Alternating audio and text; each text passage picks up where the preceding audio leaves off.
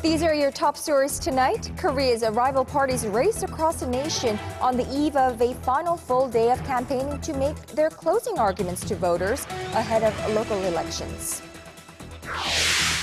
The top nuclear envoys of South Korea and the U.S. will sit down in Washington today, and the meeting has many wondering whether this would be a turning point for restarting the long-stalled six-party talks on North Korea's nuclear program. And victims of Japan's wartime sex slavery from 8 different countries hold a rally in front of the Japanese Diet, calling for justice. Early edition begins now.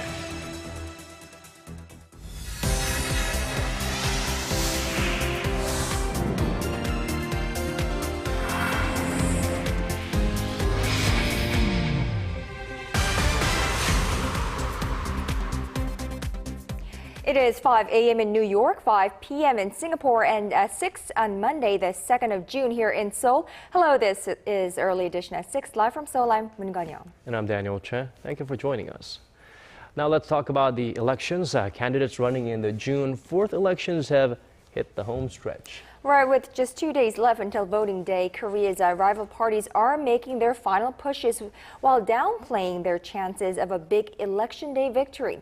Arirang News' Kwon explains why. With just 2 days before voters take to the polls for local elections, rival political parties are trying to figure out where they stand in key swing regions. Although the media is forbidden from releasing opinion polls 6 days before elections, internal polls within the parties are allowed, and they suggest a number of tight races. The last official poll numbers from last week showed the ruling Saenuri Party had the upper hand in 6 regions and the main opposition New Politics Alliance for Democracy in 5. But the ruling party now says it is only certain of victory in 4 regions, and the main opposition party believes it has a high chance in winning in just 3 regions. Both parties are referring to their traditional strongholds. As there are less than 2 days of campaigning left, political analysts believe the 2 parties are merely trying to boost support and encourage voter turnout by suggesting they are facing unfavorable odds. This was also seen in their reactions to the early voting turnout on Sunday. The ruling Saenuri Party expressed concerns about the high voter turnout among young people, while the main opposition New Politics Alliance for Democracy said the number wasn't actually that high, considering that the majority of the country's 35,000 soldiers are part of the 16% of young people who voted in advance. Experts say voters in their 40s to early 50s will hold the key to the local elections this year. Kwon, Arirang News. Now, at the nation's top office, President Park Geun-hye has asked her aides to make sure the delayed appointment of a new prime minister has no effect on state affairs. At a meeting of her senior secretaries Monday, President Park said her push for sweeping reforms in the public sector can only be achieved when politicians and high-ranking officials lead the way. Introducing her new security advisor, Kim Kwan-jin, the Korean leader then asked him to focus on establishing a security posture and preparing for North Korean provocations. On government restructuring, the president said the duties of the National Emergency Management Agency and current Security Ministry will be transferred to the soon-to-be-established Safety Ministry, which will handle both man-made and natural disasters. South Korea, the U.S. and China may be edging closer to working out a way to restart the long-stalled six-party talks on North Korea's nuclear program. Now, this is according to Seoul's nuclear envoy, who is now in Washington, getting ready for talks with his U.S. counterpart in a few hours. Our Choi Sun reports. This latest visit to Washington by South Korea's chief nuclear envoy has many wondering if it could offer a turning point for the long-stalled six-party talks to denuclearize North Korea. Starting with last week's South Korea-China foreign ministers meeting, we've been discussing the conditions to resuming denuclearization talks with countries like the U.S. and China. To that extent, we plan to hold an in-depth discussion with the U.S. The envoy's remarks hint there may be possible progress on the North Korean nuclear issue ahead of Chinese President Xi Jinping's expected visit to Seoul this month. When Chinese Foreign Minister Wang Yi recently came to Seoul, China asked South Korea to actively push for the talk resumption, to which the South expressed its will to set the pre-talk conditions. In fact, Seoul has taken a more flexible stance on the matter as of late, recognizing there's need for a venue to discuss disarming the North, albeit under a set of conditions. The South Korean negotiator in Washington said this is because the regime conducted 3 nuclear tests, 2 of which took place since the talks were suspended 5 years ago. Therefore, Seoul will seek to mediate between Washington and Beijing as the U.S. insists the North take concrete steps to prove it's ready to give up its nuclear arms before dialogue can reopen. Japan recently agreed to lift sanctions if the North reopens a probe into the abduction of Japanese nationals is another issue of concern. When their nuclear envoys meet Monday, Seoul and Washington are expected to agree that Tokyo should remain committed to the 3 parties' cooperation on resolving the North Korean nuclear issue. Choi Yu-sun, Arirang News. Well, North Korea is known to have about 70 submarines in its arsenal, but until recently, they had never been exposed. Now, evidently looking to flex its muscles to the outside world, a documentary has aired on North Korean state television that flaunts the regime's underwater firepower. Our Park Ji-won gives us a sneak peek. This is part of a recent documentary aired on North Korea's state-run Korean Central Television. It's the first time Pyongyang has publicly released video footage of its strategically important Romeo-class submarines and submarine base. North Korea is currently believed to have about 70 submarines. Around 20 are Romeo-class, their largest submarines, while the rest are of the Shark and Salmon classes. It seems like North Korea showed its Romeo-class submarines, although they are rather old models, to promote that it has the capacity to block off all of South Korea's shores. The documentary also showed recent footage of North Korea leader Kim Jong-un visiting with female troop units and encouraging other tank units in their night training. North Korea's state television also showed the inside of Kim's private plane. Experts say North Korea is using the documentary to flaunt its self-defense capabilities. Park Ji-won, Arirang News. The icy relations between North Korea and Japan appear to be thawing, evidenced by the recent agreement to reinvestigate the issue of Japanese abductees to the north. But what does it mean for South Korea? Well, our Hwang Sang-hee sat down with Professor Kent Calder of Johns Hopkins University for his insights. Dialogue between North Korea and Japan could be a chance for Pyongyang to blunt cooperation among South Korea, the United States, and Japan. In an interview with Arirang News, Professor Kent Calder of Johns Hopkins University said it's important for Tokyo to refrain from making any separate arrangements.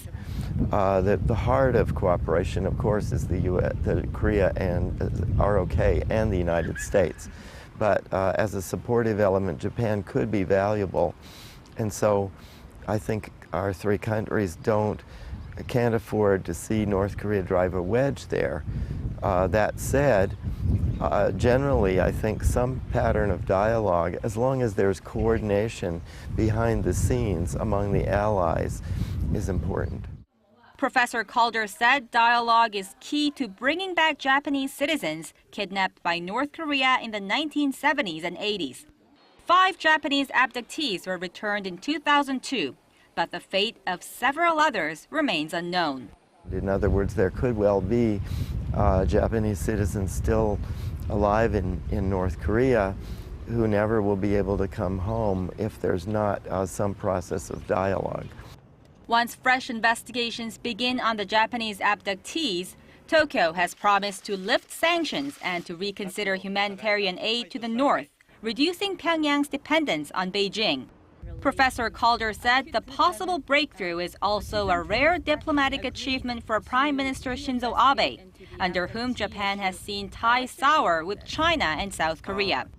I think we're at a period where the Abe administration realizes that it can't be a player on Northeast Asian geopolitical issues without some kind of contact or dialogue with DPRK. Well, there has been Japan-North Korea talks, and Washington has also been conducting 1.5-track informal dialogue with North Korea. Doesn't that leave South Korea out of the picture? Well, it's very important that South Korea not be left out of the picture. That's absolutely the case. I've felt strongly for a long time that the credibility of the Korea-U.S. alliance is really the cornerstone of our position in the Pacific and one of the key global elements. Professor Calder stressed the importance of dialogue, but said quiet consultations between Seoul, Washington, and Tokyo must remain intact at any cost. 황상희, Arirang News. Now, over in Tokyo, victims of Japan's wartime sex slavery from 8 countries rallied in front of the Japanese Diet's lower house on this Monday, calling on politicians in that country to settle that unresolved issue. Around 300 former sex slaves, their families, and civic activists showed up for the demonstration, along with 18 foreign embassy officials.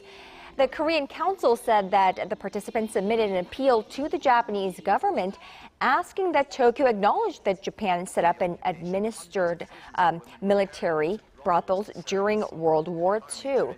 They are seeking an apology and compensation for the victims and that future generations are educated about the historical atrocity so that it never repeats itself. Now, victims will give speeches in front of 7 universities in Tokyo on Tuesday and Wednesday.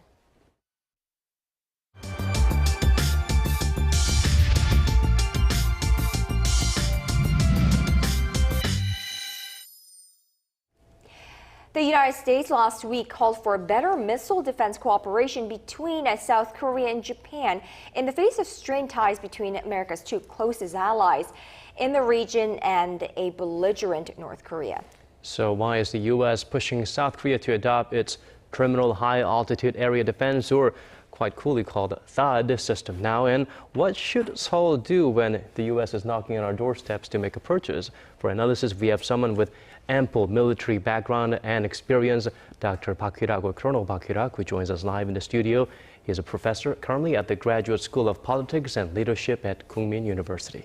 Professor Park, thank you for joining us. Yes, thank you. So Washington, I would presume, is aware of Seoul's position in that integrating Korea's defenses into the U.S.-led missile defense system architecture would upset both China and those local liberal leading locals who want moderate independence from the U.S. system. Now, then why is Washington stepping up the pressure to Seoul right now? First of all, I think I need to explain about some misunderstandings on the missile defense systems in Korea. Many people believe that if we build our missile defense system, it could be the part of U.S. systems, but the truth is not. And many people believe that China is very worried about our building missile defense systems. That is not true also. When Japan builds its missile defense system, China did not say any clear opposition to that. And secondly, I presume that the purpose of U.S. missiles defense system THAAD is coming is that to support to cover the weakness of the current PAC-3 system.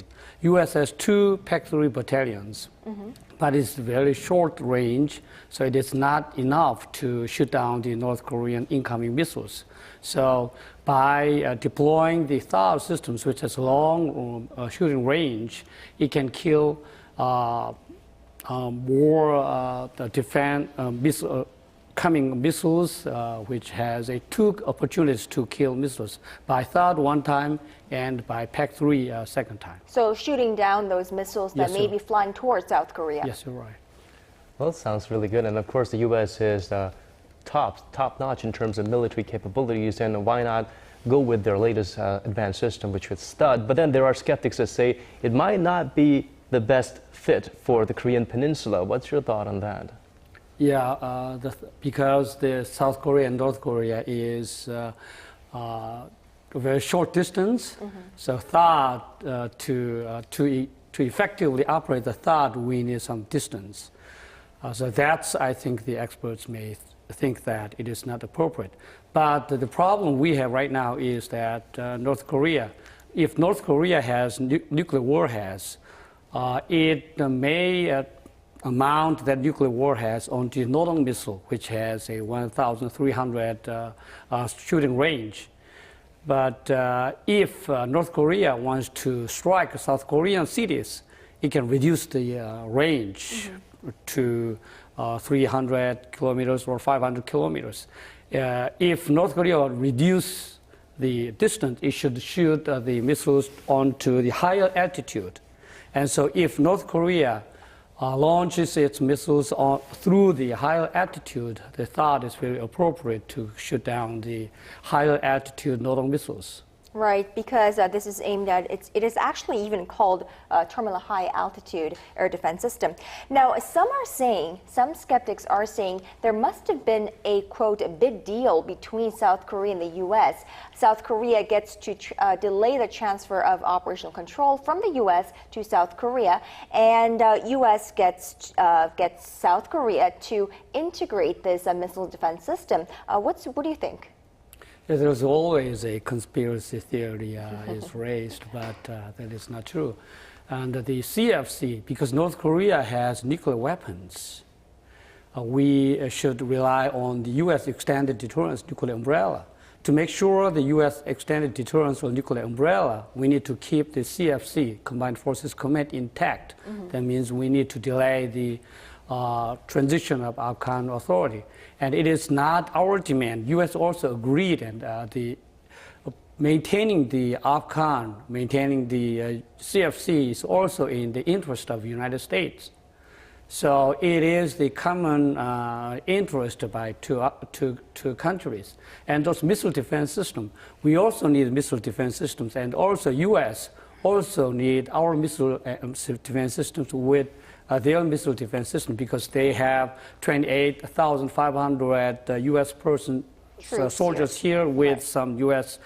people, so they need some protections for their people also. So it is a kind of a share of interest and common kind of defense, not kind of trade or some negotiation. Yeah. But nothing like an under-the-table deal or anything. Yes, you're right. Yes, you're right. Well, you can't please some of the people all the time, or all of the people some of the times. We have a choice to make here in South Korea. What would be the wisest stance in terms of taking into consideration the power struggle in the Northeast Asian region, and also the long-standing alliance between South Korea and U.S.? Yeah, as most people say that the most important thing is we need some kind of sufficient defense capabilities.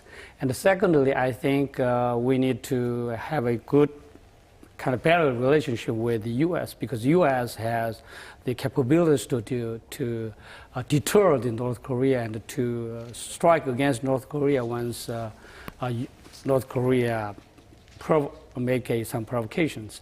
And thirdly, I think we need to think about the good South and North relations. Without improving our relations with North Korea, we cannot have a good position in this power struggle in Northeast Asia. Well, the next couple of weeks and months is critical, I believe, for the key players in the Northeast Asian region and how we try to come together to counter the North Korean threat. All right, Dr. Park Ki-rak, thank you so much for speaking with us this evening. We appreciate it. Yes, my pleasure.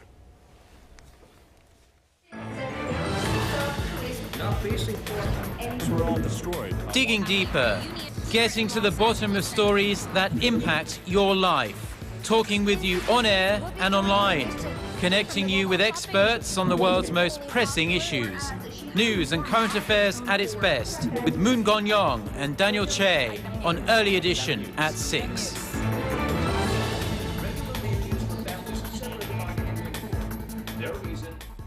Now, this next piece of news, it applies to both you and me, Daniel. Many of us here are already aware that Koreans work some of the longest hours in the developed world, which is probably why we all hope retirement means some well-deserved rest.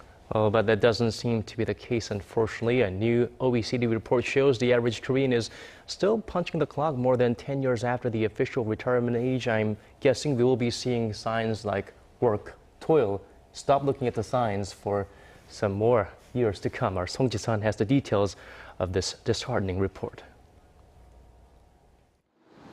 In Korea, you might retire from your main job, but that doesn't mean you're no longer working. That's the picture painted by the OECD's latest report on effective retirement age. The report notes the effective age of retirement is well below the official age for receiving a full pension in most countries. Some countries like Korea stick out, as while the official retirement age is 60, the effective age of retirement is over 70 for men. In many European countries, residents are actually retiring a good few years before their official retirement age of 65. Women in general retire a year or two earlier than men, but Korean women are also the ones working the longest after retirement, trailing only Chile. Korean women are working just as many years as men, effectively retiring at 70. Analysts say the figures clearly indicate how many Koreans cannot live on their pensions or savings alone, so they have to search for a new job in their golden years. Government data shows more than half of Korean men in their 60s were economically active last year, with 29% of women in the same age group taking part in economy. Song Ji-sun, Arirang News. I find solace in the fact that I find work is its own reward. Moving on to our next story, the chief of Korea's central bank says there are now higher expectations over the bank taking a more active role in sustainable growth and financial stability. In a conference Monday, Bank of Korea Governor Lee Ju-yeol said the expectations were brought on by the 2008 global financial crisis. He added that more research is needed for the central bank to pursue different kinds of policy goals.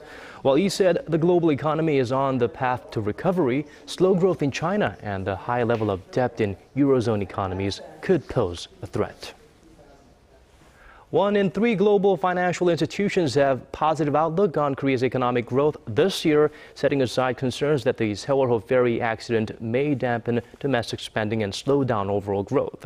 According to Bloomberg data released Monday, 33 major global investment banks and credit rating agencies projected Korea's gross domestic product to grow at 3.6% this year. This is similar to the forecast of local financial agencies. Of the 11 institutions that revised earlier forecasts upward from the beginning of this year, 6 made the adjustments after April's accident. It suggests the agencies did not believe that the Sewol disaster would have a major negative impact on the Korean economy. The divide between large and small companies is widening in Korea. The Korea Exchange said Monday that the combined net profit of firms listed on the main bourse increased 4.6% on year in the first quarter, while their overall operating income fell 1.5%. But the numbers tell a different story when only taking the top 10 companies into account. They saw a rise in both figures over the same period, accounting for over 65% of the total operating income during the January to March period, compared with just under 61% last year. In terms of net profit, the top 10 companies made up 67.6% of the total, up 62.4%, racking up a bigger portion as well.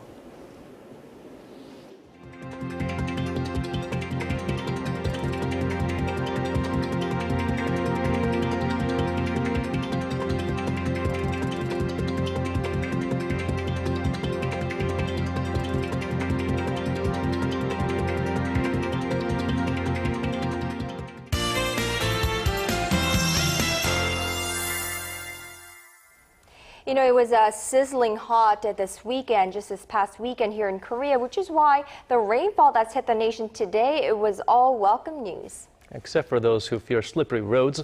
Now let's get a check on the forecast by turning to Michelle Bach at the Weather Center. Michelle, how long are we expecting this rain to continue? Well, good evening. Now, the rain has stopped at this moment here in the capital and the rest of the central region. However, we are expecting a lot heavier rain later tonight, which will continue throughout tomorrow, along with some lower temperatures. Now, Jeju had rather heavy rain today, and those rain clouds are now moving northwards now through tomorrow, Jeju Island can expect it up to 80 millimeters of precipitation, and the central region of 5 to 20 millimeters, and Gangwon province less than 5. So do make sure to have an umbrella handy for today and tomorrow. Now again, the rain has brought down the daytime highs. Now Seoul and Daegu are about 5 degrees cooler than today compared to yesterday. However, these highs will go back up again as we move into the week.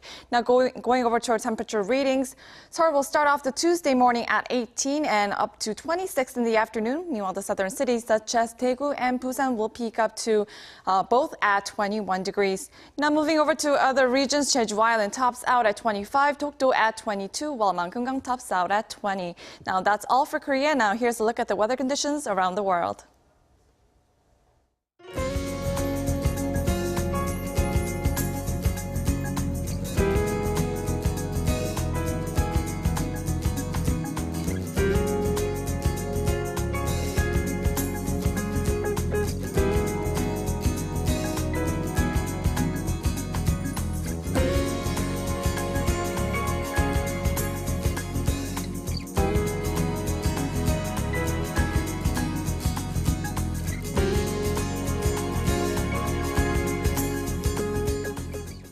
That's all from us. For our viewers in Korea, have a great evening, and thank you for watching. This has been Daniel Che. And I'm Moon Gan-young. To those of our viewers in other parts of the world, have a great start to your day, and we hope to see you right back here same time tomorrow. Bye-bye.